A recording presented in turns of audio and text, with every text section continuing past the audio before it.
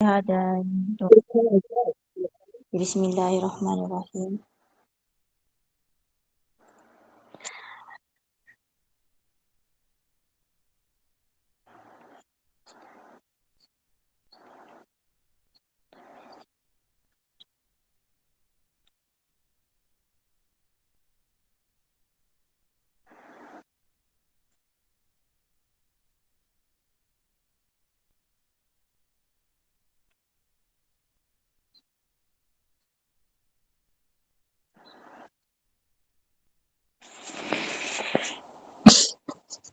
Okey, macam mana sebenarnya saya nak cepatkan lagi sebenarnya siapkan buku bioscore ni nak buat latih tubi hak lain, tapi kalau tak settle buku bioscore ni tak sedap juga sebenarnya. Hari tu saya nak buat kelas Khamis, siang tu awak dah kelas dah, pagi tu yang saya tak buat. Ifni hantar bila lagi sebenarnya kertas Ifni? Ifni?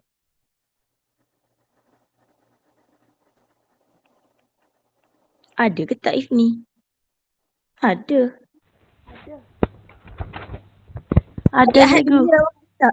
Awak hantar hari Ahad bila sebenarnya? Patutnya kan kena hantar hari Sabtu, tapi saya hantar hari Ahad minggu lepas tu. Apalah tak royak. Aduh dah. Orang lain dia hantar dia ambil balik. Awak Mia dua orang kata apa dah lah senyap dik tak royak gapa-gapa. Ada siapa Ras dengan siapa itu? Dia hantar royak ke saya kata kalau boleh dia ambil balik.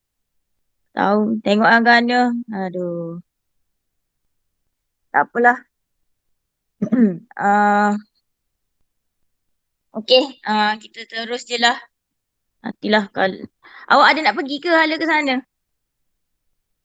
Hala ke sekolah ke mana-mana tak ada? Ni. Tak ada cikgu. Kau Tak suruh ada. Mia. Tak ada. Tak apalah, tengoklah kan dia. Okey. Sambung keperluan transpirasi dalam tumbuhan. Nombor 1. Transpirasi adalah proses kehilangan air dalam bentuk apa ni? Wap air.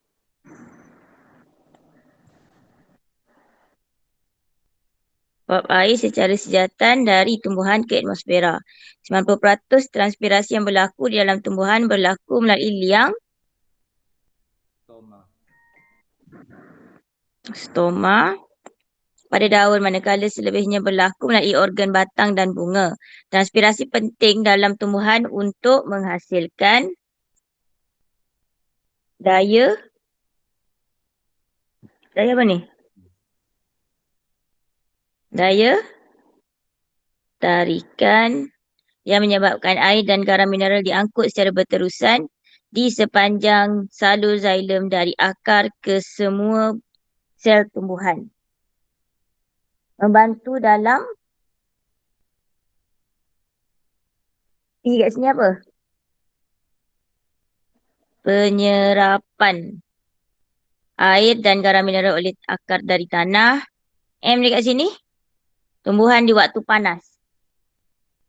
Apa ni?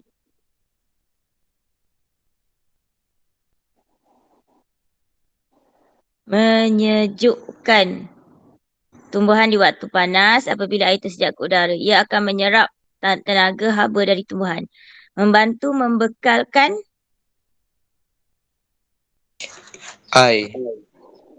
air ke semua sel tumbuhan untuk kelangsungan proses metabolik seperti fotosintesis. Mencegah kelayuan tumbuhan dengan mengekalkan kesegahan sel. Okay. Nyatakan bagaimana pokok kaktus, pisang dan bakau ia dapat mengurangkan kadar transpirasi. So sini awak nampak kaktus, pisang, bakau. Biasa kalau makan macam kalau ni kat 3 markah lah ni. Okey, bila macam ini, jadi kan, kalau nak senang, awak tulislah kaktus, suku. Macam dia ajar ni lah. Kaktus tak suku, pisang tak suku, bakau tak suku. Tak payah nak mana colour. Kemudian tak ada dan tak payah. Titik. Dia senang je biologi. Saya bagi tahu banyak kali dah.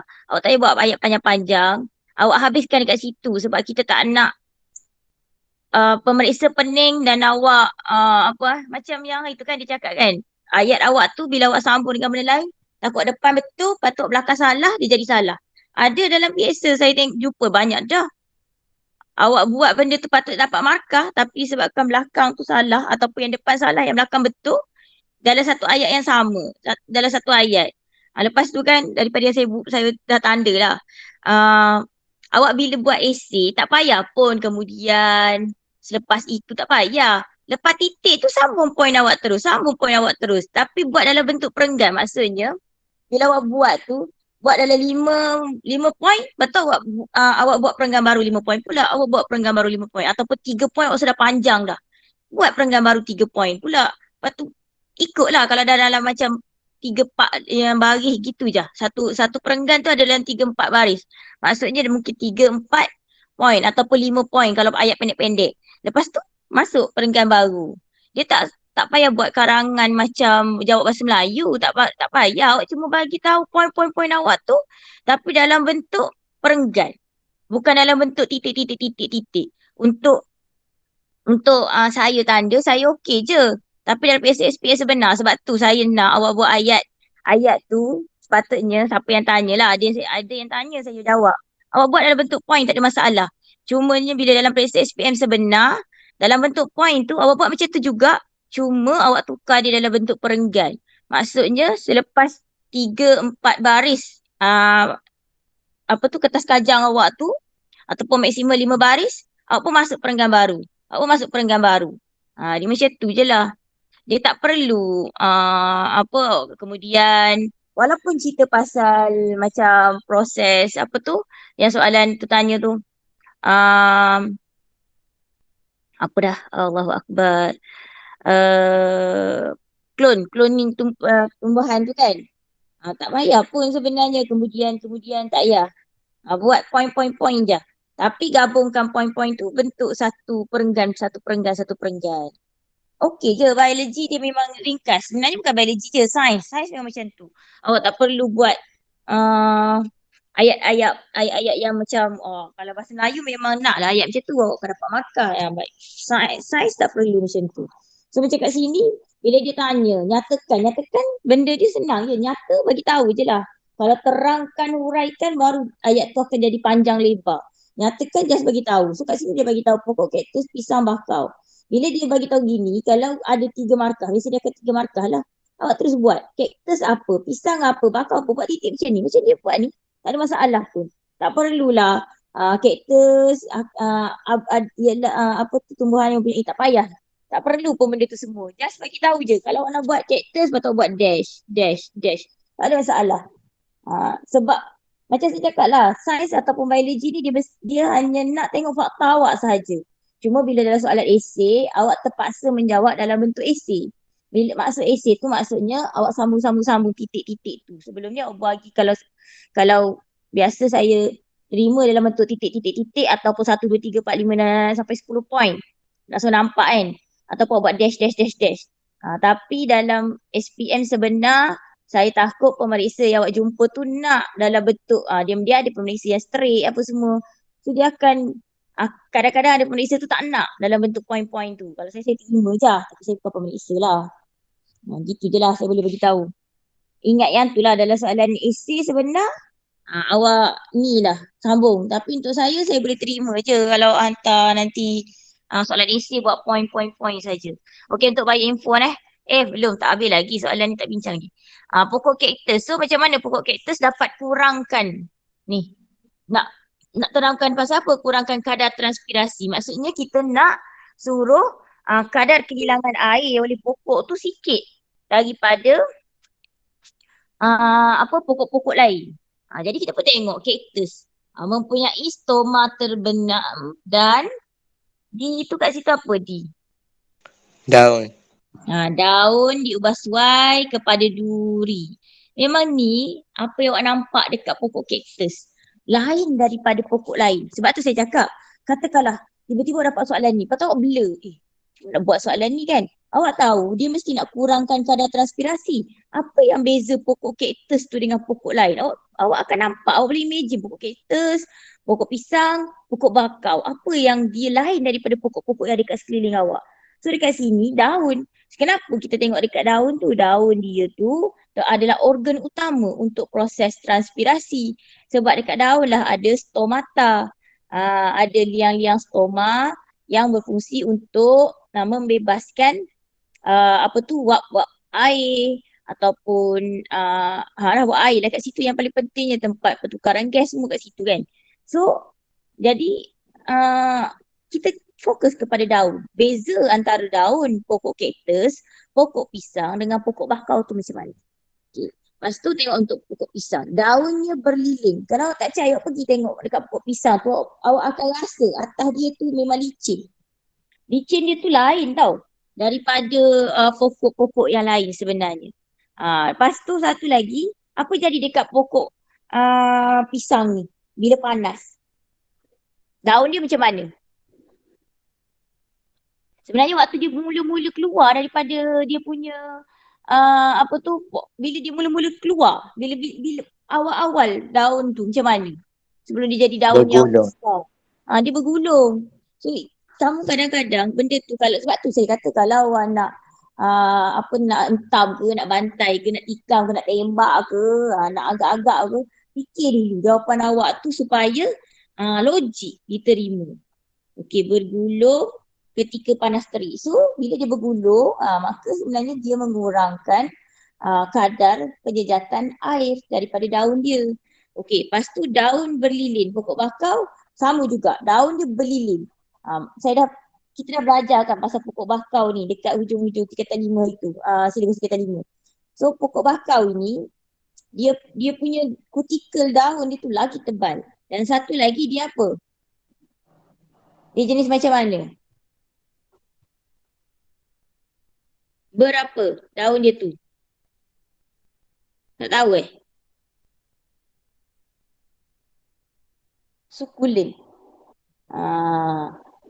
Ni kita jumpa dekat mana ni? Dekat bab pasal penyesuaian pokok paya bakau terhadap persekitaran dia tu.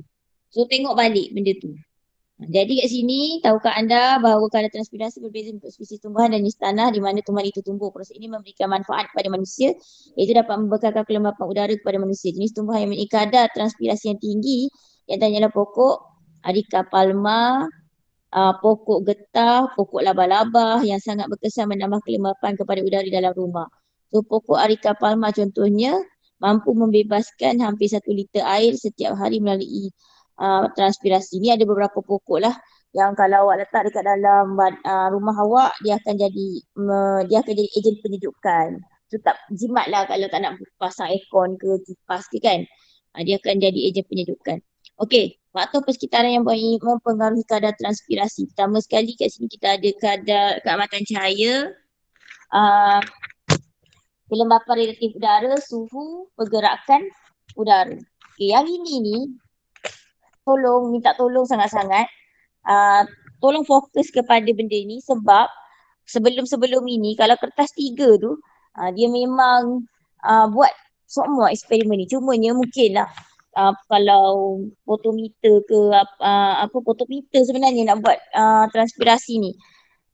Fotometer tu dia lambat sikit. Mungkin kalau soalan dia tanya pun dia tak pergi kat soalan untuk awak buat mengeksperimen. Cuma dia tanya, dia ada soalan awak kan ada takutnya dia keluar dekat soalan yang merancang eksperimen tu. Kita tak tahu biologi ni dia duduk dekat soalan nombor 1 ke 2 ke ketiga. Jadi kita tak tahu yang tu.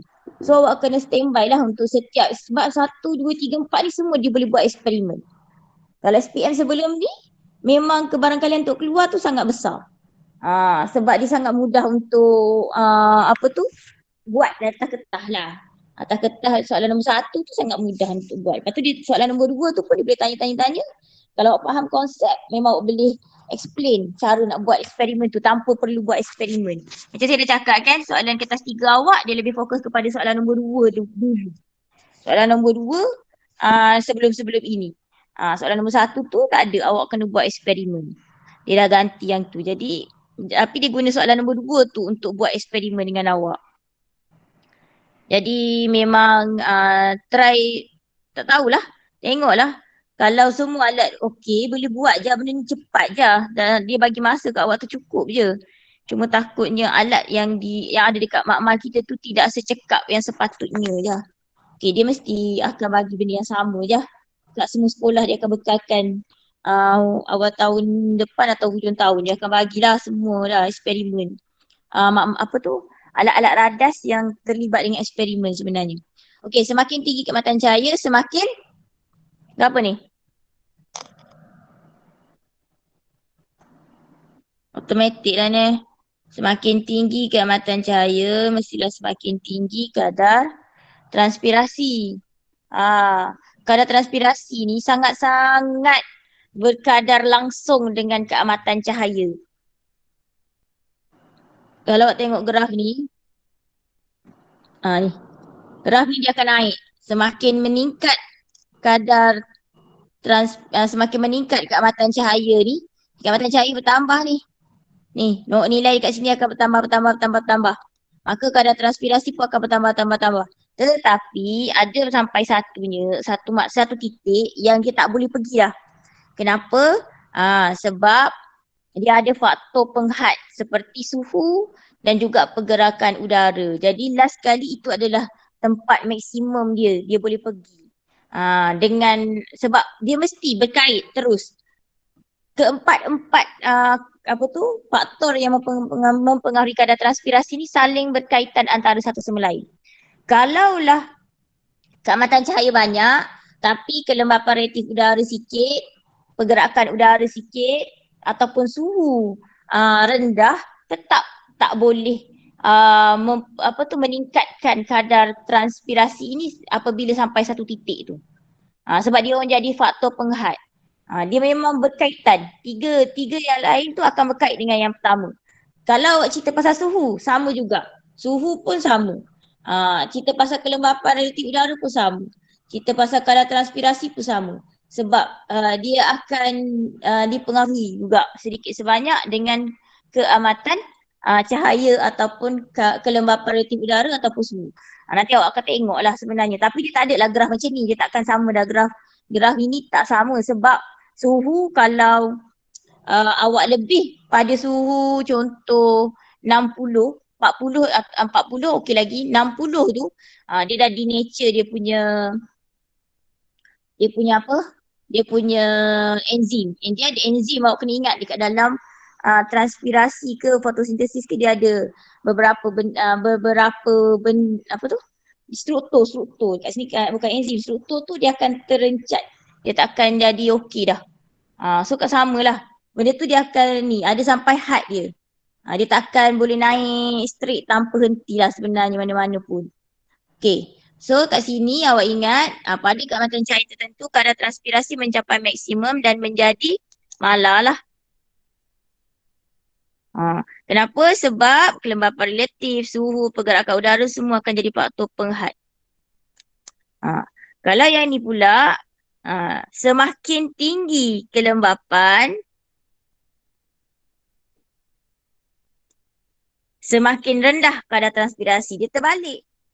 Bila lagi banyak air di udara, kelembapan tu maksudnya dekat dalam ruang udara kita ni banyak air. Apa maksudnya? Waktu tu sejuk lah.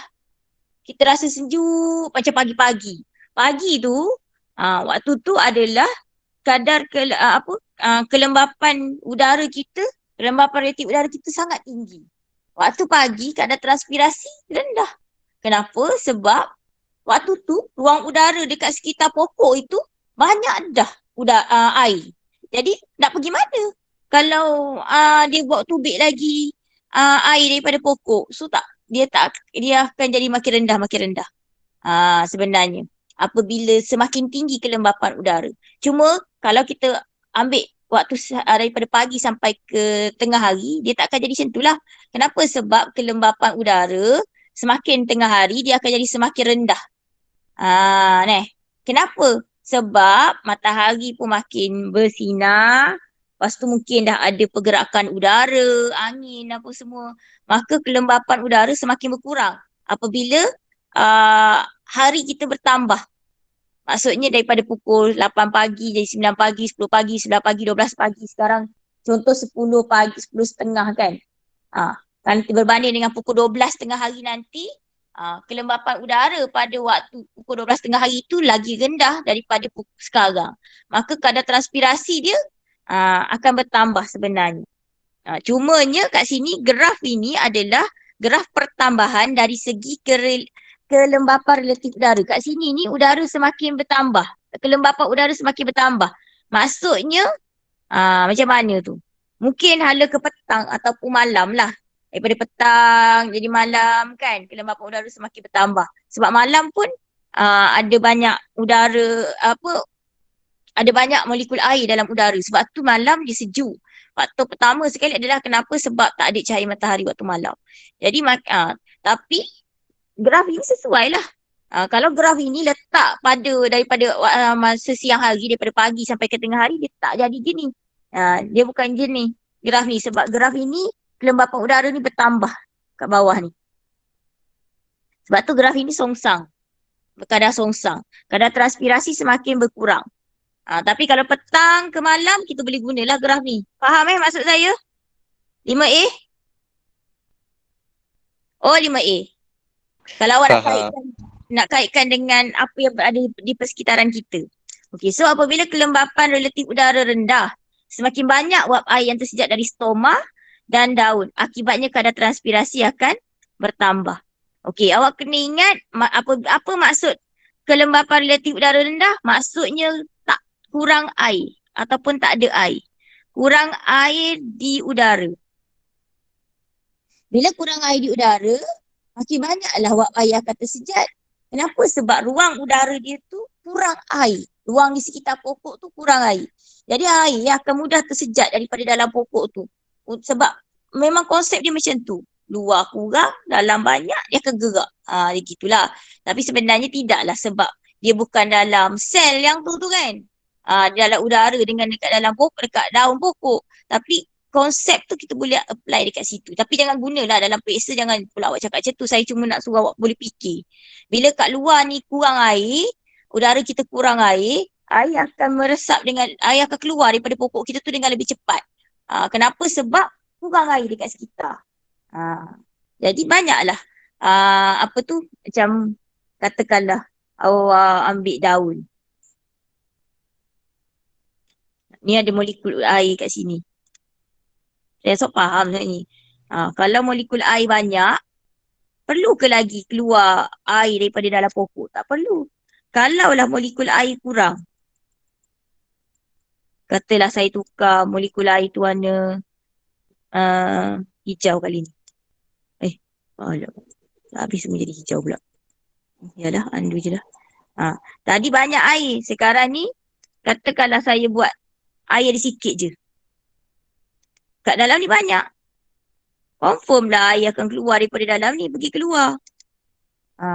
Dia konsep sama, tapi tak apa, jangan guna osmosis, jangan guna benda-benda tu semua, tidak. Cuma bila air banyak dekat sini, jadi dia mudah untuk keluar dekat luar ni. Lepas tu kalau kebetulan dekat luar ni ada pula pergerakan angin, walaupun dia keluar banyak, pergerakan angin banyak, maka udara yang banyak air tadi akan dibawa ke tempat lain. So kawasan sekitar pokok tu masih kurang air. Jadi air akan keluar. Itu yang dia panggil, itu yang untuk konsep yang ni. Pergerakan udara ni. Semakin tinggi kelajuan udara, semakin tinggi kadar transpirasi. Maksudnya dekat sekitar tu air keluar je daripada, air keluar secara transpirasi daripada daun kita. Kat luar, angin bawa pergi. Angin bawa pergi tempat lain. Jadi sentiasa tak ada, tak banyak air yang ada di persekitaran daun tersebut atau persekitaran pokok. Maka cepatlah kadar transpirasi. Sebab tu kita dapat gerah gini. Bila udara bergerak laju, maksudnya molekul-molekul air yang tersejat keluar tadi bawa pergi tempat lain cepat-cepat dah. So sekitar dia masih kurang air. Air akan tetap keluar daripada pokok tersebut. Untuk memenuhi ruang dekat sekitar dia lah. So pergerakan udara akan membawa wap air yang ni apa? Keluar. keluar dari stoma. Macam saya cakap tadi, bawa pergi tempat lain. So kadar transpirasi meningkat bila pergerakan udara meningkat.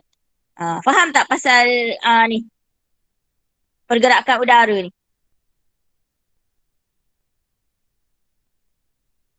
Faham ke tentang pergerakan udara ni? 5A? Faham. Tolonglah. Kalau tak faham, cakap tak faham. Sebab benda ni memang antara tajuk yang agak penting sebenarnya ni. Okey, kita tengok pasal suhu pula ni. Semakin tinggi suhu persekitaran, semakin bertambah kadar transpirasi. Ni logik je lah. Macam siang hari, daripada pagi, pergi ke tengah hari. Kan, suhu akan bertambah. Apabila suhu bertambah, peningkatan suhu akan meningkatkan tenaga. Sini tenaga apa?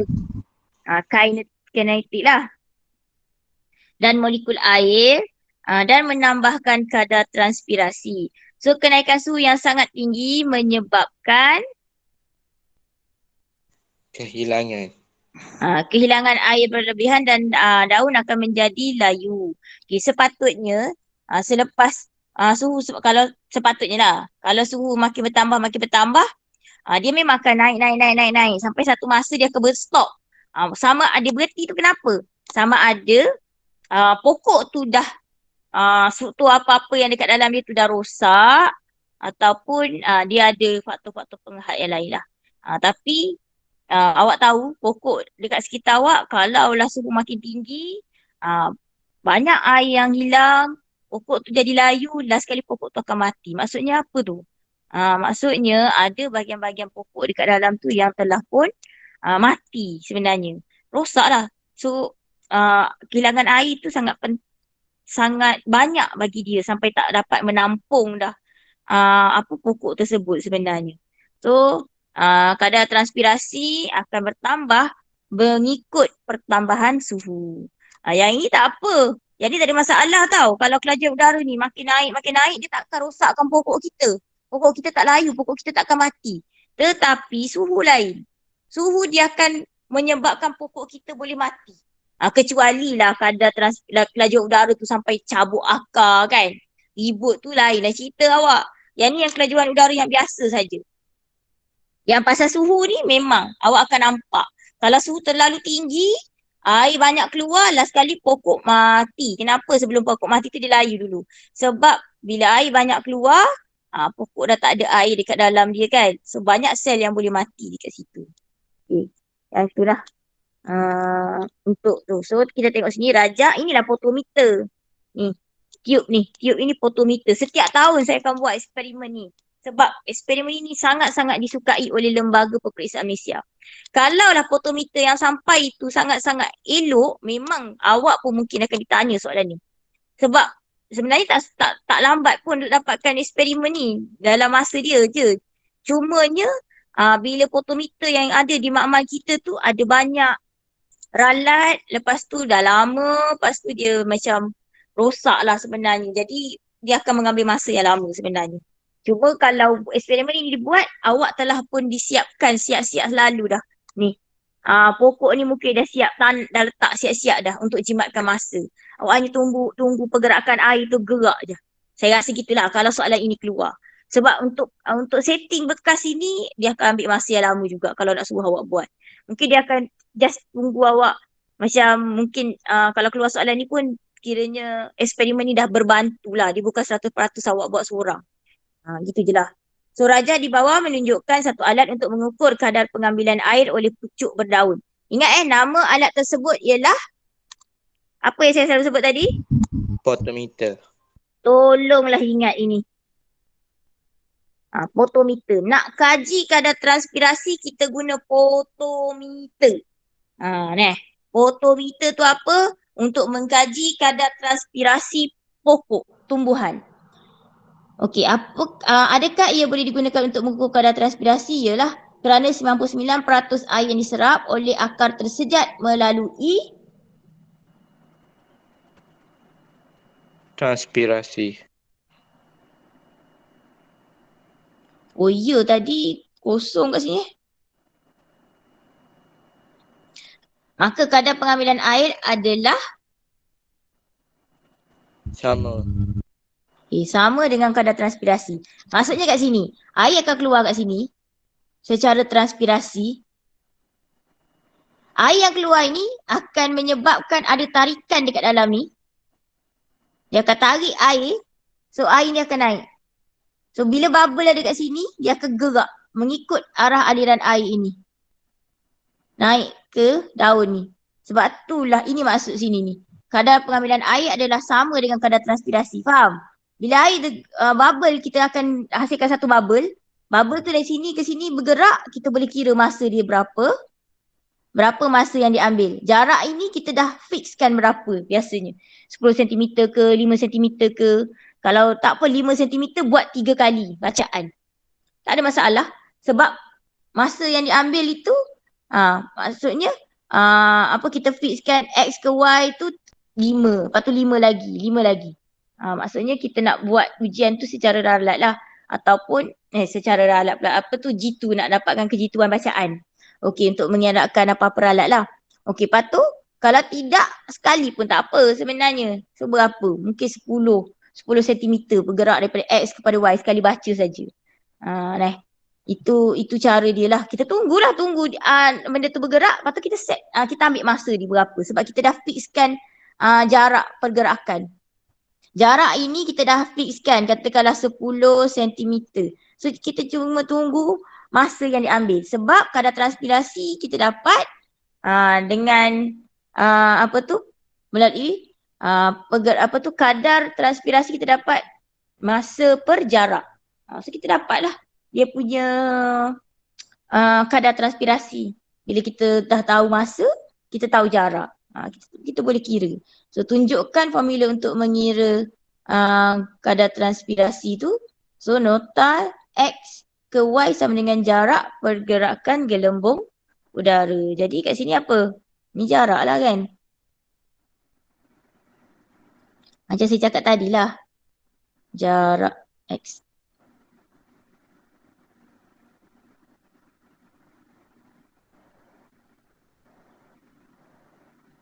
Ataupun awak nak buat X ke Y pun boleh. Unit cm, lepas tu per dengan masa. Masa unit, kalau dia bagi minit, minit lah. Kalau dia bagi saat, saat lah. Kalau dia bagi jam, jam lah. Dia senang. Biologi, awak tak payah tukar masa yang dibagi. Masa yang dibagi, dia bagi banyak. Kalau dia bagi minit, terima sebagai minit. Dia bagi jam, jam lah. Dia bagi saat, saat lah. Dia bukan macam dalam fizik, kena tukar-tukar per unit SI, tak payah. Okay, uji minda 9. Terangkan sebab mengapa sayur-sayuran dan bunga-bungaan yang ditanam di Cameron Highland lebih segar berbanding tanah rendah. Pertama sekali awak terus fikir, apa beza Cameron Highland tu dengan tanah rendah kita? Lepas tu dia nak kaitkan dengan kesegaran. Sekarang ni tak apalah sebab soalan ini duduk di bahagian transpirasi. Jadi awak boleh mikir dah. Mesti ada kaitan dengan air yang ada dekat dalam dia. Kalau dalam SPS benar, dia tak duduk macam ni. Dia duduk merata-rata. So awak fikir lalu. Segar tu maksud dia apa? Segar. Sayur-sayur kita segar biasa kat rumah pun kita tahu. Sebab dia ada banyak air. Lepas tu beza selalu. Cameron Highland dengan tanah kat rumah kita tu apa beza dia? So kat situ awak akan dapat idea. Pertama sekali tengok cara dia jawab. Di Cameron Highland mempunyai K ni apa? Kelembapan. Asal udara kan? Ada banyak air, kelembapan. Relatif adalah tinggi. So kelembapan relatif meningkat dengan peningkatan kat sini apa? Ketinggian. Ketinggian lah sebab Cameron Highland tu tanah tinggi, kita tanah rendah. Awak nampak awak tak boleh guna tau. Tanah rendah. Sebab Cameron Highland tu tanah tinggi dan tak boleh guna. Macam nak cakap, awak jangan ulang apa yang ada dalam soalan. Awak tak akan dapat markah kalau awak ulang benda yang ada di dalam soalan. Kalau awak bagi tahu oleh kerana itu bunga-bungaan dan sayur-sayuran di Cameron Highland lebih segar. Tak dapat markah walaupun betul. Awak kena bagi tahulah ayat lain, interpretasi daripada benda tu yang sama maksud. Tapi jangan guna apa yang ada di dalam soalan. So kat sini dia tukar kelembapan relatif meningkat dengan peningkatan ketinggian altitude. Betul lah sebenarnya nak bagi tahu Cameron Highland tu tanah dia tinggi, di tanah tinggi. berbanding kita di tanah rendah ni. Okey, kelembapan wap air dalam udara adalah Banyak. banyak berbanding di tanah rendah. Jadi sedikit air tersejat atau kehilangan Persekitaran. persekitaran dari pokok sayuran dan buah-buahan. Kesannya kadar transpirasi adalah rendah. Sel-sel dapat mengekalkan kesegahannya dan sayur-sayuran buah sentiasa segar. Sebenar-benarnya kat sini ni kalau awak buat macam ni kan, sel-sel dapat mengekalkan kesegahannya. Itu akan dapat markah yang lebih elok daripada awak buat yang ini. Kat sini tak dapat markah tau. Kat sini markah berfokus pada kat sini, kesegahannya. Awak jangan ingat sel-sel kalau awak gini je. Maksud saya gini, kalau lah ayat awak tu hanya ini je awak letak, maka sayur-sayuran dan buah-buahan sentiasa segar. Tak dapat sebab dekat sini dah ada dah. So ayat dia sini lah. Ini yang penting sebenarnya. Kat sini. Yang ini ni ulang untuk tutup, untuk buat kesimpulan tentang soalan ini. Ni. Ini adalah kesimpulan untuk menutup, bagi sedap ayat soalan ini sebenarnya. Nak bagi, sebab itulah buah-buahan segar. Gitu. Sebab kita nak jawab soalan. Jadi kat situ kena ada lah untuk tu, tapi markah dia nak cari kat tempat lain. Faham Lepas tu satu lagi, macam ni nak cakap kat awak. Katakanlah ada dah soalan esei tu, dia cakap proses X gitu kan. You kan nak bincang, ada lagi orang yang tak hantar walaupun 2 orang tu tak masuk pun. Macam mana? Kejap. Soalan esei tu. Soalan esei nombor 9. 9 ke soalan esei? 11 dengan 12 ni. Kejap. Yang dia tanya pasal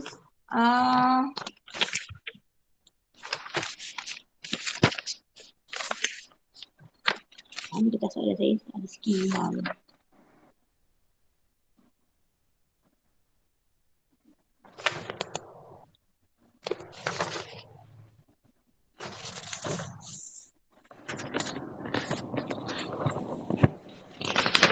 Ada macam dia tanya yang macam contohlah, soalan tu tanya awak bagi tahulah proses tu. Proses kata teknik culture tissue. Yang tu kalau dia tanya memang teknik dia culture tissue kan. Ada tu dia tak tanya pun tapi awak bagi tahu benda tu. Awak dapat markah tau sebenarnya setiap kali awak bagi tahu. Boleh kemungkinan besar boleh jadi markah. Jadi jangan, walaupun dia tak tanya, dia katakanlah terangkan proses X. Padahal dia tak minta dekat awak X tu apa. Tapi awak bagi tahu X ialah contoh transpirasi. Lepas tu awak pun terang. Awak bagi tahu juga sebenarnya. Sebab kadang-kadang benda tu jadi markah. Faham tak maksud saya? Katakanlah sebenarnya dia nak suruh awak terangkan pasal proses transpirasi. Tapi dia tak suruh awak nyatakan nama tu. Nama tu dia tak bagi tahu proses transpirasi. Tapi dia kata terangkan tentang proses X. Awak tahu proses X tu proses, ada soalan yang fotolisis air. Dia kata soalan tu cerita tentang, saya tak ingat soalan nombor berapa. Pasal proses fotolisis air sebenarnya. Proses di mana cahaya diperlukan untuk buat proses dalam pokok tu. Okey, terangkan tentang proses tersebut. Dia wayak lah. Lepas tu, sepatutnya awak tulis. Proses ini ialah proses fotolisis air. Awak cakap. Lepas tu awak terangkan pasal proses fotolisis air. Awak dapat markah. Ada poin untuk fotolisis air tu walaupun dia tak minta awak namakan. Faham ke maksud saya? Macam mana nak tackle soalan lah sebenarnya. 5A? Dengar ke tak ni? Faham. Dengar. Okey, uji minda 10. Raja di bawah menunjukkan susunan radas untuk mengkaji kesan faktor persekitaran terhadap kadar transpirasi pada tumbuhan R dan T. Tumbuhan yang manakah kadar transpirasi yang lebih tinggi? Jelaskan. Kadar transpirasi tumbuhan T lebih tinggi daripada tumbuhan R. Kerana beg politina menyalurti tanah di dalam pasu menghalang air tanah. H tu Hilang.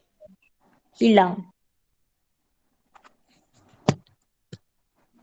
Secara sejatan. Jadi, K kat situ. Kelembapan udara di persekitaran T menjadi rendah. Kadar transpirasi tumbuhan T lebih tinggi. Manakala beg politina pada tumbuhan R dapat memerangkap wap air dari transpirasi dan dari sejatan air tanah. Lebih wap air atau kelembapan udara tinggi di sekitar daun, kadar transpirasinya berkurang. Awak faham ke tak sebenarnya soalan ni nak tanya apa? Dia tanya, dia nak suruh awak kaji kesan faktor persekitaran terhadap kadar transpirasi tumbuhan R dan T. Tumbuhan manakah kadar transpirasi dia lebih tinggi? So, apa kaitan dengan ni sebenarnya?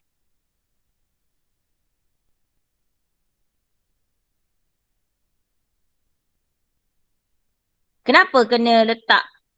Untuk apa letak benda ni? Untuk apa letak benda ni? Penimbang-penimbang ni.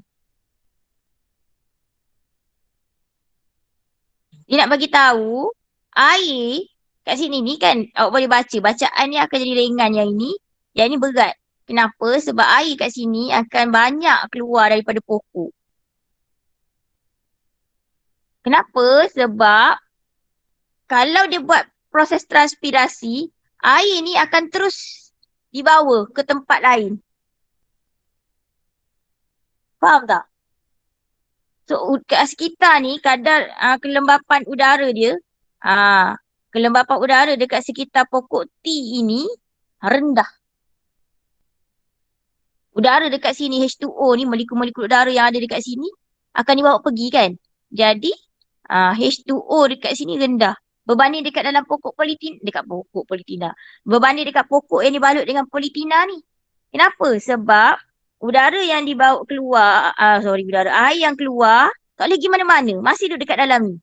Maksudnya, H2O dekat dalam ni, kelembapan relatif udara dalam pokok R, sekitar pokok R ini tinggi. Jadi, kadar transpirasi dia akan jadi rendah lah. R ni. Sebab air tak boleh pergi mana-mana. Air duduk dalam beg. Ni dia buku bawah ni. Nampak tak tempat bungkus dia lain? Ni dia bungkus ini saja. Ni dia bungkus dalam ni dah. Bahagian tanah saja. Ni dia bungkus semua sekali dengan daun-daun. Ni tak ada apa-apa. Buku ni saja juga. Yang ni dia bungkus semua. Bila buat transpirasi, air tu tak lagi mana-mana. Ni air boleh pergi. Ikut arah pergerakan angin. Ke kanan, ke kiri, ke depan, ke belakang. So, kadar kelembapan udara pokok ini akan jadi rendah. Kadar kelembapan udara persekitaran. Saya lupa nak tekankan. Kena ada perkataan persekitaran bila awak jawab. Kadar kelembapan relatif udara di persekitaran pokok. Kena ada tu. Tak nak guna persekitaran, macam sekitar-sekitar tu kena ada lah perkataan tu. Okey, setakat ni faham ke tak?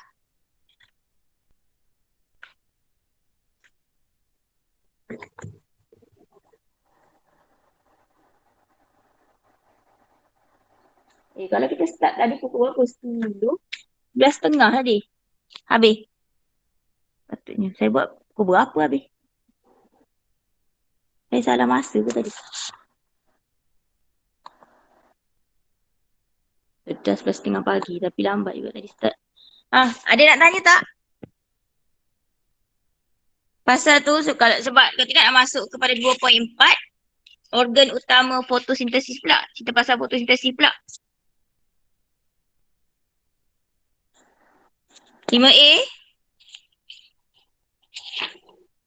Oh, 5A. Tak ada. Ada Okey, kita sambung kepada 5.4 pula. 2.4, organ utama fotosintesis. So, organ utama fotosintesis mestilah awak tahu yang kita kena ada kloroplas.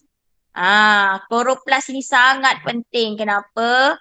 Sebab dialah tempat di mana cahaya diserap untuk memulakan proses fotosintesis. Awak kena ingat tu, tak ada kloroplas, tak ada lah klorofil. Apa dia klorofil? Klorofil itu adalah pigmen yang penting untuk menyerap cahaya matahari untuk buat proses fotosintesis.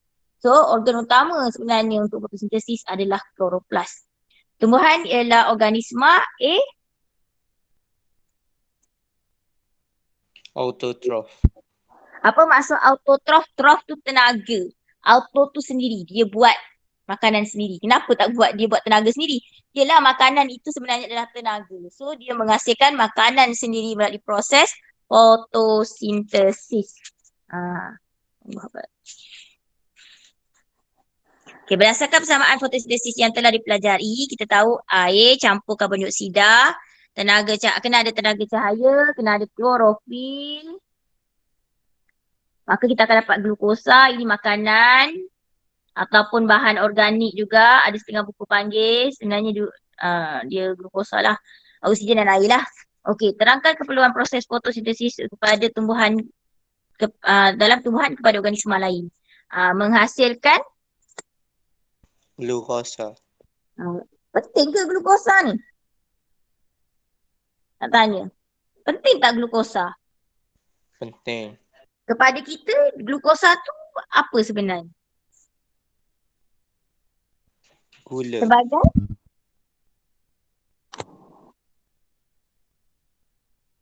Sebagai apa? Struktur utama untuk kita.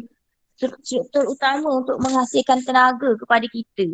So, menghasilkan glukosa untuk digunakan oleh organisma lain dalam respirasi sel bagi menghasilkan tenaga. Tak ada glukosa ni, mati kita sebenarnya. Kita makan ni sebenarnya kita nak dapatkan glukosa. Kita makan, kita dapatkan glukosa. Kenapa? Sebab glukosa itulah boleh hasilkan tenaga dalam badan kita. Tanpa glukosa, kita tak ada tenaga yang kita boleh mati.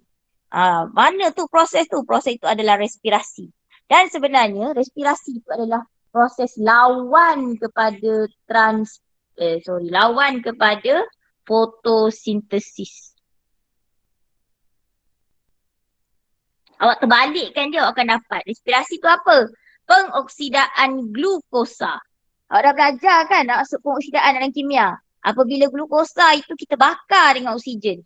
Kita tindak balaskan dengan oksigen. Maka kita akan dapat karbon dioksida dan juga air serta tenaga. Ada tambahan tenaga. Kalau buat persamaan respirasi. Sebenarnya respirasi persamaan ni macam mana? Glukosa campur oksigen. Awak akan dapat karbon dioksida, air dan tenaga. Dia lawan je. Sebenarnya. Dia tindak balas berlawanan untuk fotosintesis. Adalah respirasi. Untuk hasilkan tenaga untuk digunakan oleh organisma lain dalam respirasi sel. Okay. Membebaskan gas oksigen ke atmosfera untuk kegunaan organisma lain menjalankan proses respirasi sel. Kita nakkan oksigen ni. Oksigen dibebaskan ini penting untuk buat proses sekali lagi respirasi sel. Tanpa oksigen kita tak boleh hidup juga. Kenapa? Sebab kita punya pernafasan kita memerlukan oksigen. Oksigen tu nak digunakan untuk bakar glukosa sebenar-benar ni. Tak ada oksigen ataupun tak ada glukosa, tak ada tenaga, tak ada makanan, maka kita akan mati. Satu lagi tak ada air lah. Air pun sama sebenarnya. So 3 benda itu sebenarnya penting untuk membuatkan kita terus kekal hidup.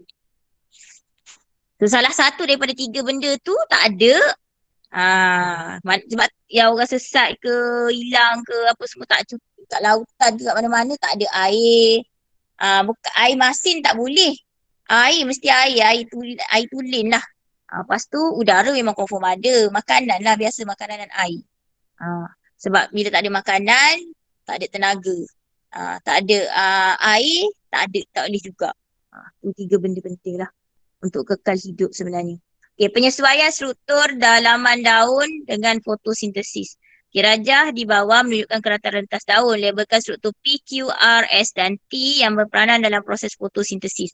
Saya rasa ini tak ada masalah kan. P apa? Epidermis. Dah ada dah itu ni. Epidermis atas, mesofil palisad. Mula-mula palisad. Lepas tu berspan. Ni yang cantik-cantik duk terkurung ni dalam satu bekas. Dia panggil berkas vaskular. Belah tadi epidermis atas, bawahnya mestilah epidermis bawah. Okey, terangkan dengan terperinci bagaimana daun diorganisasikan sebagai organ fotosintesis untuk menjalankan fungsi dengan cekap. Oh, yang ni awak kena baca je lah sebenarnya. Tapi ni sampel jawapan kawan awak. Pernah dijawab oleh seseorang lah. So,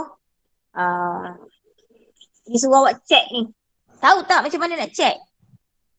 Ni kalau nak cari cikgu macam ni lah. So, mula-mula dia akan tengok.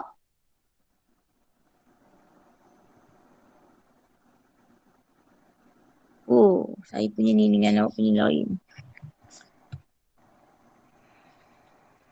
Okey, apa pentingnya? Daun ialah organ yang terbina daripada beberapa jenis tisu. Permukaan atas daun mempunyai lapisan epidermis atas yang berkutikel. Okey, lepas tu lapisan kutikel ini berlilin untuk menghalang proses transpirasi dan luksina untuk membenarkan cahaya matahari yang banyak menembusinya.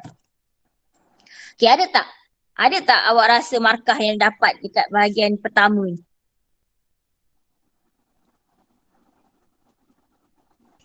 Ada. Kat mana nak bagi markah? Sebab dia nak ni terangkan dengan terperinci bagaimana daun diorganisasikan sebagai organ fotosintesis untuk menjalankan fungsi dengan cekap. Jadi kat mana nak bagi markah? Permukaan atas daun mempunyai lapisan epidermis atas yang berkutikel.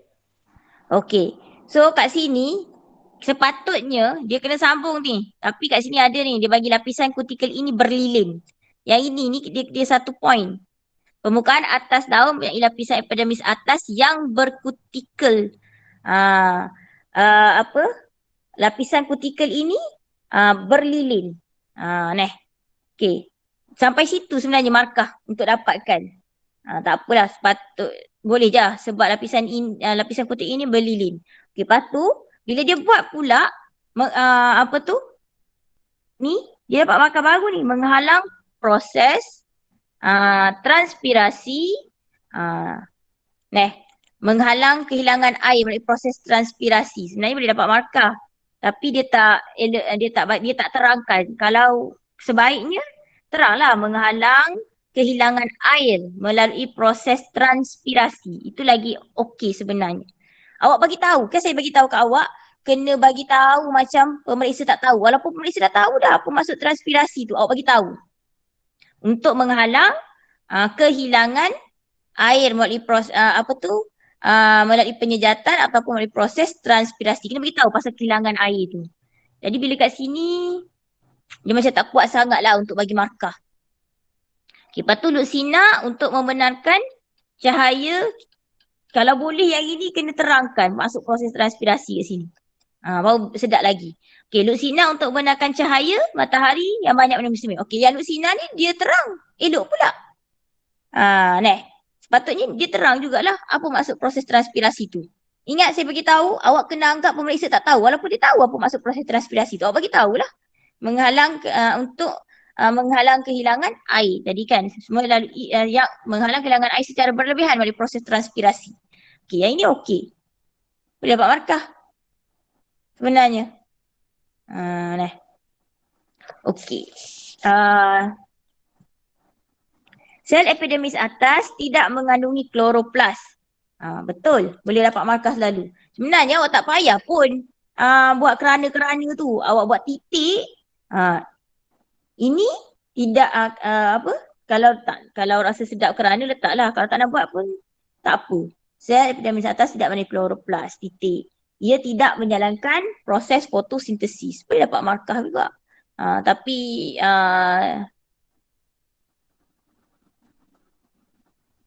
kena elaborate sikit lah macam mana tak boleh buat proses fotosintesis tu sebenarnya. So sini markah kat sini dah dapat dah ni, sel epidermis atas tidak mengandungi kloroplas. Okey, kerana tidak menjalankan fotosintesis. Untuk membenarkan banyak cahaya. Yang dari sel epidermis terdapat banyak stoma yang setiap satunya dikawal sepasang. Yang ni sepatutnya dia boleh terang ni. Rugi kat sini ni. Kalau dia ada penerangan lagi macam mana dia tak boleh jalankan proses fotosintesis tu, lagi banyak markah dia boleh dapat sebenarnya. Dia akan dapat point. Dia kan, awak tahu kan dia ada F, fakta. Lepas tu dia punya penerangan apa? P dia panggil. Kita dah tengok kan hari tu kan teknik menjawab kan. F kita apa? Penerangan kita apa? F kita apa? Ini F ni. Ni kita punya fakta. Tapi awak tidak menjalankan. Sikit je awak bagi tahu. Tak dapat markah. Kena bagi penerangan dia. Macam mana? Membenarkan apa?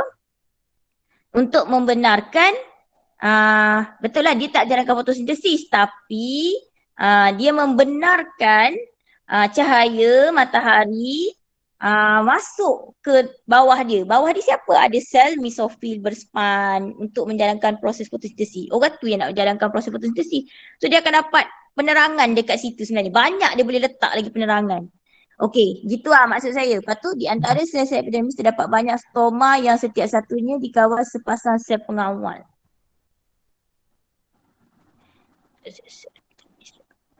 Banyak stoma, sini boleh dapat markah. Satunya dikawal oleh sepasang sel pengawal. Okey, ni dia buat. Okey, ni fakta. Okey, pembukaan stoma dapat membenarkan pertukaran gas dan membebaskan wap air sebagai semasa transpirasi.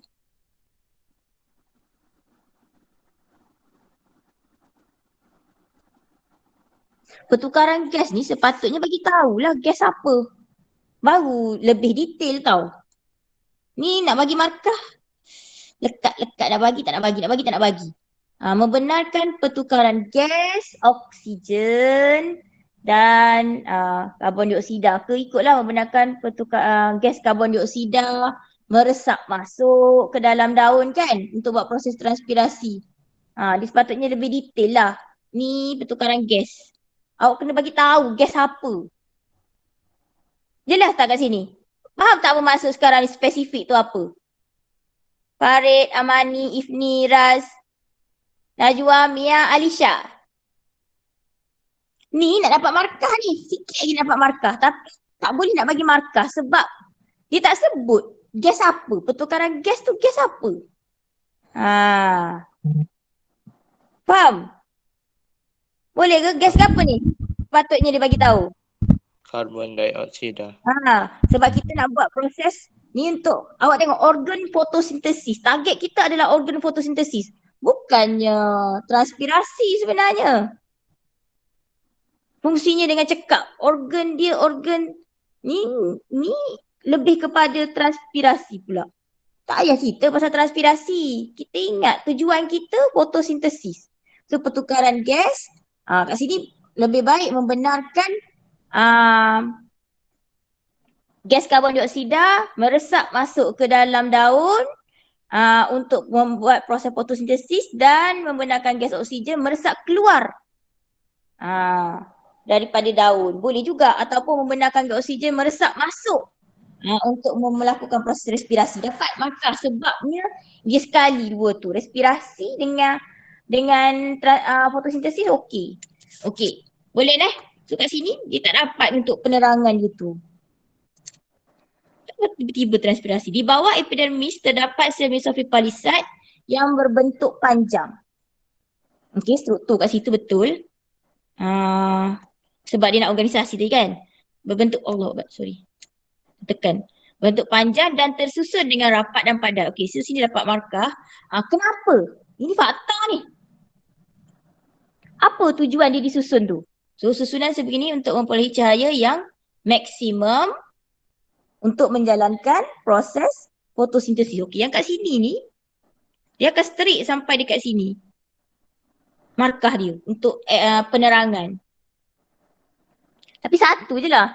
Susunan sebegini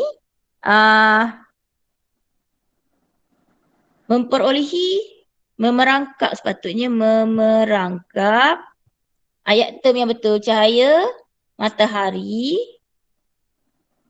yang maksimum. Ini disebabkan sel-sel mesofil palisad adalah tapak fotosintesis yang mempunyai banyak kloroplas. Boleh lah. Okey. So situ satu markah lah kat situ ni. Sebab banyak kloroplas. Okay. Setiap kloroplas menyimpan pigmen klorofil yang memberikan warna hijau kepada daun dan untuk memerangkap tenaga cahaya untuk fotosintesis. Boleh. Okay, ni boleh bagi. Sebab lengkap. Dia bagi tahu warna hijau untuk memerangkap cahaya matahari. Tenaga cahaya untuk fotosintesis. Sepatutnya boleh cakap merangkap tenaga cahaya maksimum untuk fotosintesis. Boleh tak? Okey. Yang ni untuk P. P penerangan yang tadilah P2 ni tadi P1. Okey. Pada bahagian bawah sel mesofil palisad ada mesofil berspan. Okey. So kat sini dia dapat bahagian organisasi tadi. F. Okey. Ia berbentuk tidak sekata menambahkan luas. Oh, ni semua sekali. Okey. Bukan. Sampai sini je. Okey. Kenapa penerangan dia? Untuk memudahkan proses peresapan gas karbon dioksida dan air. Yang ini disebut gas karbon dioksida. Okey, boleh terima. Tapi ayat dia tak berapa sedap sebenarnya. Menambahkan luas permukaan semua sekali lah dari sini sampai sini. Air tak payah. Untuk menggambar. Okey. So kat sini markah dia sebenarnya. P kat sini kita ambil daripada sini sampai sini. P. Okey. Ia diselaputi dengan lapisan air yang nipis. Gas-gas melarut dalam air nipis ini meresap ke bawah.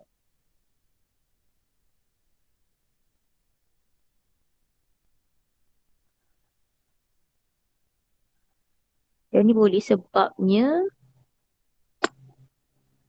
air ni dia akan mempercepatkan lagi proses ni boleh. Okey, bila ada air dia akan mempercepatkan lagi proses pertukaran gas tu sebab dia larut macam ayat dia ni okey lah. Bahagian dalaman daun mempunyai berkas vaskular.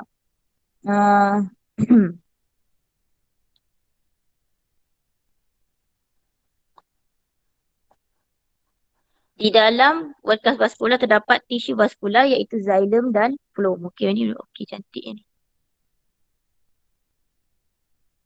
Ada berkas vaskular.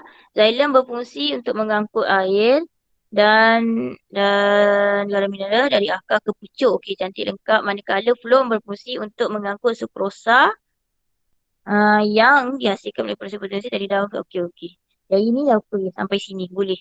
Tapi awak tengok phloem dengan xylem tu sebenarnya boleh bagi dua lah. Sini satu markah kat sini, lepas tu sini. So sini berkas vaskular F, ini P. Silap-silap kat sini yang ni. Yang ni yang xylem ni. P sini satu, P kat sini satu. Dia gitu lah. F tu fakta dia. Lepas tu kira lah berapa dia dapat. Kalau dia dapat lebih dah sebab yang ni katakanlah markah dia 10 markah dia tulis kat atas tadi kan. So kalau ikut kat sini banyak dia dapat ni. Faham? Boleh tak macam mana pemeriksa mencari jawapan awak? Fakta apa, penerangan apa? Fakta apa, penerangan apa? Sama je. Waktu jawab soalan struktur pun sama. Bagi fakta, bagi penerangan. Contoh tadi macam fotolisis air. Nama proses tu kan. Then apa penerangan dia tentang proses fotolisis air tu sebenarnya. Dia gitu ya. Awak ingat ya tu. fakta tu adalah pernyataan yang sebenarnya kalau nyatakan. Nyatakan tu fakta lah. Tapi penerangan gitu yang bagi kita markah sebenarnya. Itu yang kita guna untuk jawab soalan esei, soalan yang ada perkataan huraikan, soalan yang awak ada perkataan arahan dia huraikan, terangkan. Awak kena bagi fakta, penyataan fakta di gapa-gapa-gapa, katalah proses ke gapa-gapa-gapa, lepas tu penerangan. Macam yang ni, organisasi daun, struktur daun. So kena bagi tahu. Daun tu atas dia apa, lepas sampai bawah sekali sebenarnya.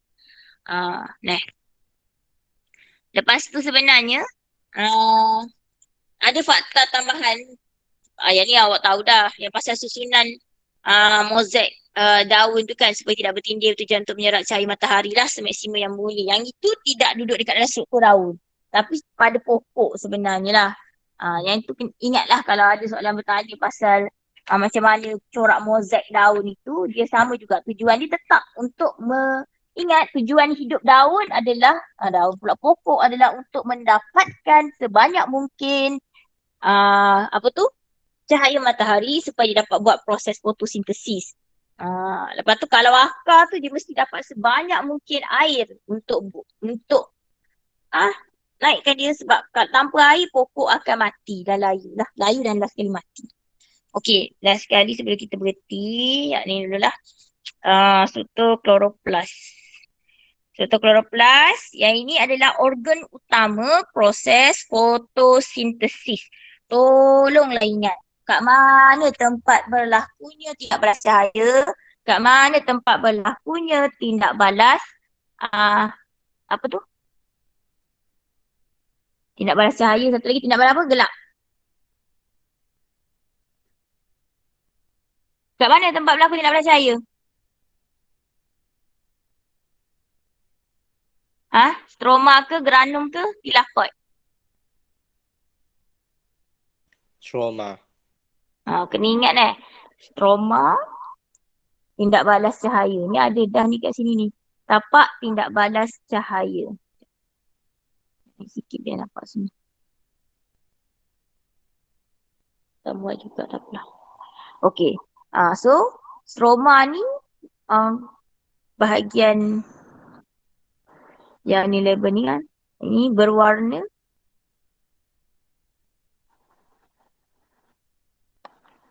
ke apa tu? Berwarna tepi tu apa tu? Bendali. Tidak berwarna yang mengelilingi gerana. Tapak tindak balas tidak bersandarkan cahaya yang menghasilkan apa tu? Sekejap. Stroma tu ni tempat tindak balas cahaya ni yang menara ni. Ni menghasilkan apa ni? Glukosa ni. Okey. Awak kena ingat gini. Saya punya ni. Okey, ini ni tempat cahaya matahari diserap. Ni. Menara ni. Stroma ni yang bahagian luar.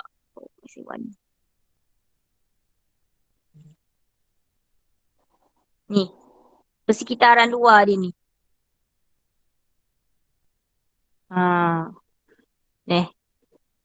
Okey. Lepas tu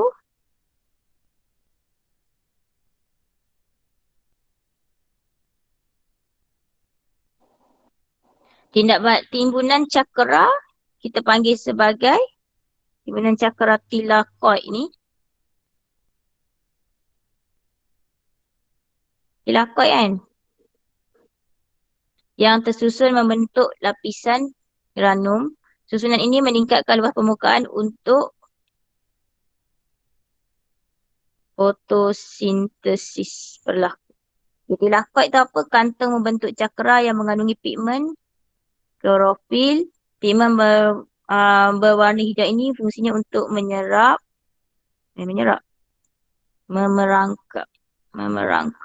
tenaga cahaya matahari untuk memulakan tindak balas bersandarkan cahaya yang berlaku di dalam tilakoid. Okey, sebenarnya dia macam ni. Ini ni tilakoid tu kalau satu sekeping. Warna lain.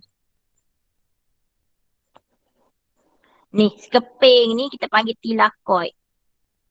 Banyak merah-merah-merah tu dia panggil granum. Okey. Jadi granum ialah tempat di mana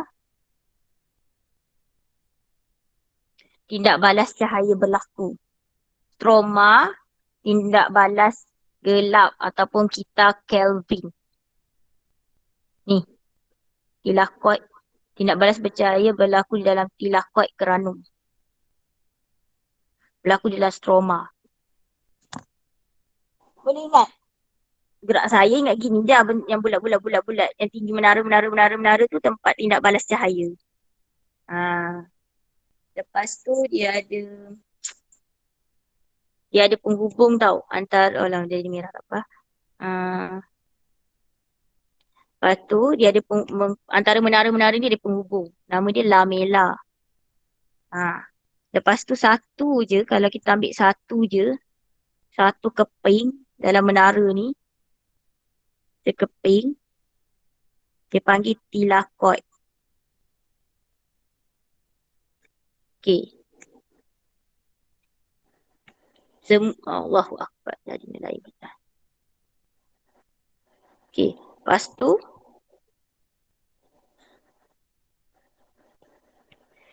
yang ini granum timbunan tilakoid. Tempat di mana fotolisis air berlaku. Iaitu tindak balas cahaya. Lepas tu sekitar dia,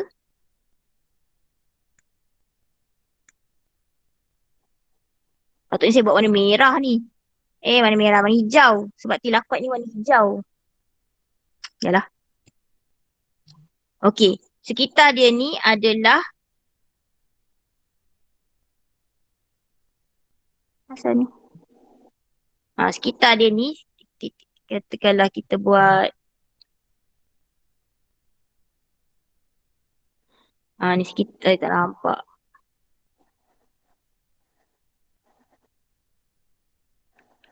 Hijau pula, biru lah.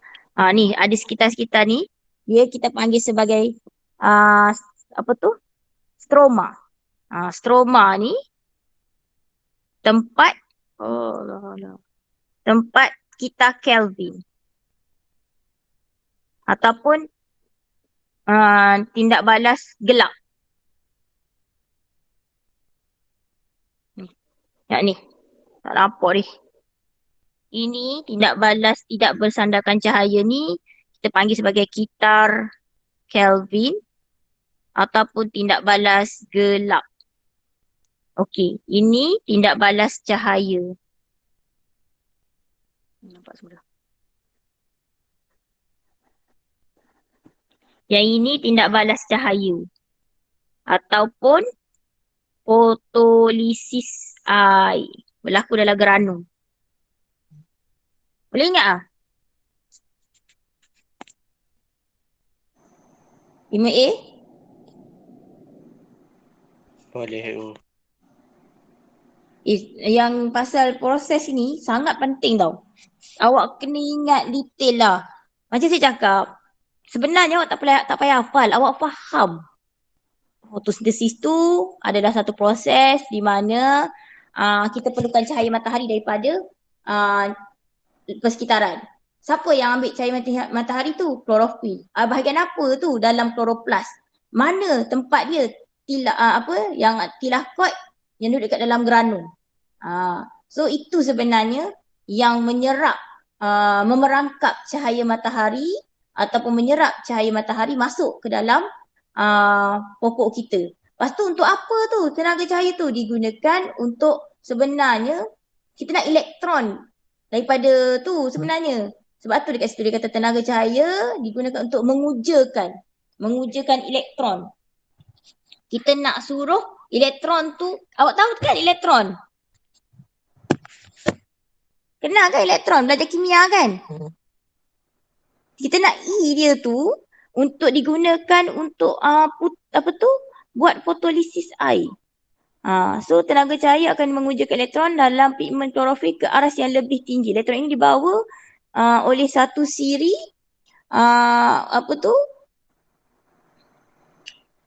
pengangkut elektron. So tenaga dapatlah cahaya tenaga dekat situ. Untuk menghasilkan ATP, lepas tu nanti tenaga daripada situ ATP tu akan digunakan untuk menurunkan karbon dioksida menurunkan untuk memutuskan dulu nak putuskan ikatan air. So kita dapatlah tu nanti kita ambil tu ion hidrogen tu kita akan bawa pergi kepada gas dibawa pergi kepada kita Kelvin untuk digunakan untuk buat proses penurunan karbon dioksida. Yang itulah sebenarnya. Nantilah kita jumpa hari Rabu ini. Pasal ini detail.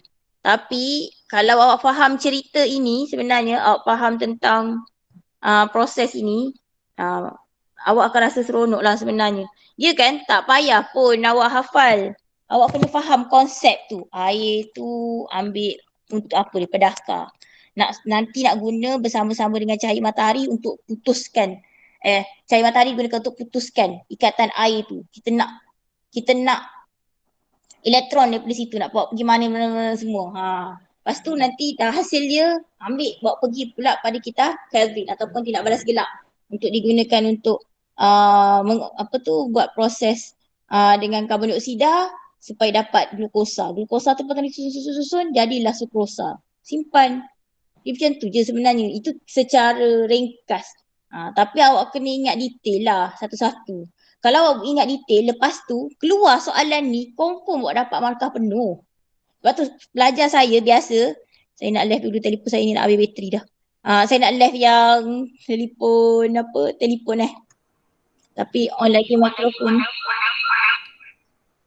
Okey, dia gini konsep dia sebenarnya. Kalau awak dah dapat dululah, kalau A saya suka pelajar saya, dengar kan? 5A dengar kan? Dengar. Saya guna mic laptop ni. Awak dengar ke tak? Dengar. Saya tak tahulah macam mana, tapi kalau sebelum ini saya suruh pelajar saya ingat ikhtiar lah macam mana nak suruh faham konsep yang awak kena ingat supaya senang. Sebab lembaga suka. Pertama sekali konsep tentang fotosintesis. Fotosintesis ada dua. Satu pasal fotolisis air, satu pasal tindak balas gelap.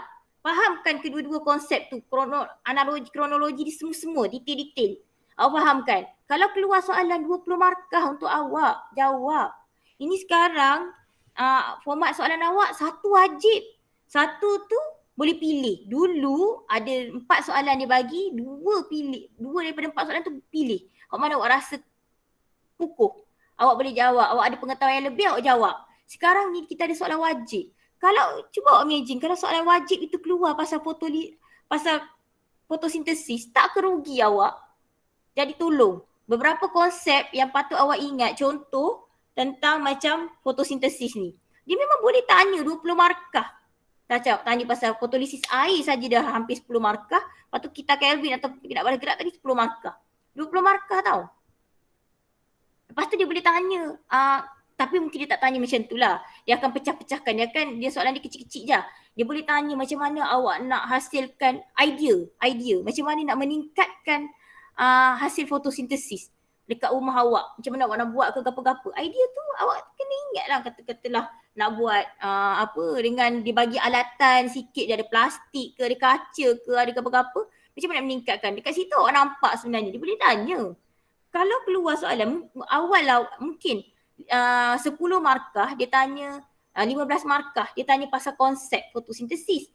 5 markah atau beberapa markah lagi dia akan tanya pasal idea tu, macam mana nak jana idea. Soalan nombor 10, soalan nombor 12 tu bentuk dia macam tu. Awak dah tahu kan konsep dia, awak dah masuk. Siapa yang masuk hari tu lah.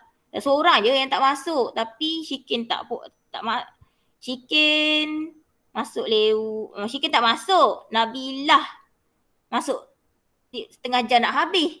Orang lain semua follow daripada awal kan. Ifni masuk pukul berapa? 9. Saya rasa yang lain semua follow daripada awal. Jadi ingatlah cara teknik nak menjawab tu. Cikgu Diana tu antara cikgu cemerlang lah dekat Kelantan ni. Yang paling okey sebenarnya Cikgu Mazinah tu. Tapi Cikgu Mazinah tu dia nak pencin dah. Dia banyak sub bagi kepada ke cikgu-cikgu lain lah untuk buat ni sekarang. Antara cikgu cemerlang lah tu yang dipanggil tu untuk awak tu. Kalau jemput dia tu bayar beratus juga tu. Ini orang bagi free ke awak. Sekolah bayar 150. Saya tahulah saya urus duit kecemerlangan sekolah. 150 untuk semua subjek. Ruginya kalau awak tak join. Saya nak cakap lebih-lebih dalam grup awak. Pengetua ada. Sebab bukan awak seorang. Kalau saya letak dalam grup Bayu saja pun orang lain tak nampak. Takkan nak ngepek. Jadi kalau apa saja program yang sekolah anjurkan, tolonglah, minta tolong. Join lah, libatkan diri. Volunteer nak ikut. Kita tak boleh panggil penceramah sekarang senang-senang main ngajar kat sekolah. Tak, awak memang guna Google Meet. Apa saja yang online macam ni tau. Tak Google Meet, itu diguna Webex. Banyak lagi cara dia akan guna. So, rebutlah peluang tu. Kalau awak ada mana-mana info pasal bengkel-bengkel ni yang ada YouTube ke atau apa yang secara free ni, jangan tak share. Share lah biar ramai-ramai tahu. Kita nak berjaya bersama-sama. Bukan nak seorang-seorang, tidak. Lagi banyak ilmu kita share, lagi banyak kita akan dapat kemudian hari. Rezeki tu Allah akan murahkan. Awak kena ingat konsep tu. Mungkinlah awak tidak close antara satu sama lain disebabkan pandemik ini. Tapi awak masih satu kelas. So share lah apa-apa yang awak dapat. Faham 5A? Lepas tu ingat satu benda saya cakap sedikit awak berusaha semasa musim yang macam ni, sebenarnya mungkin rezeki awak tu Allah bagi lebih. Sebab awak tengoklah siapa saja yang jangan kita berserah. Oh, aku belajar gini musim pandemik gini susah. Tidak. Apa saja usaha yang awak buat, insya-Allah Allah akan balas walaupun sedikit. Faham? Boleh ke tak ni? Ni ada 2, 4, 6, 7 orang je hari ni. Ikhtiarlah, usahalah. Saya pun setakat saya boleh tolong, saya tolong. Tapi saya nak pergi kepada soalan buku ni tak settle lagi. Jadi saya memang nak, kalau saya bagi awak salin jawapan je, saya takut awak tak buat je sebenarnya. Boleh je nak bagi skema terus. Memang ada skema dia, patut isi. Tapi saya takut awak tak salin-salin pun. Lepas tu saya suruh tanya, tak ada siapa nak tanya. Saya pun tak puas hati juga. Saya buat benda tu dalam bentuk macam ni biar lambat sikit. Boleh? Boleh. Belajarlah. Belajar tu insya-Allah lah awak akan dapat, Allah bagi. Allah dah kata dah, siapa yang berusaha dia akan dapat hasil dia. Tak ada orang yang semua benda datang bergolek depan mata. Kadang-kadang nasib tu ada menyebelahi kita, tapi tidak semua setiap kali nasib tu sentiasa menyebelahi kita. Tanpa usaha nasib langsung takkan ada. Okeylah. So terima kasih sebab join kelas hari ni. Assalamualaikum. Kita sudahi kelas kita dengan surah Wal-As dan tasbih kifarah. Siapa yang dah siap baca doa boleh live lah . Assalamualaikum.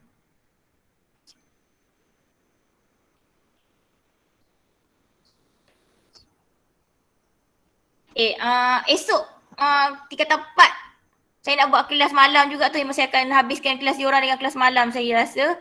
So siapa-siapa yang nak join masuklah . Saya harap ramai join. Sebab tajuk penting lah tu semua tu. Okey. Assalamualaikum. Boleh live lah. Waalaikumsalam. Terima kasih, Cikgu. Terima kasih, Cikgu. Assalamualaikum.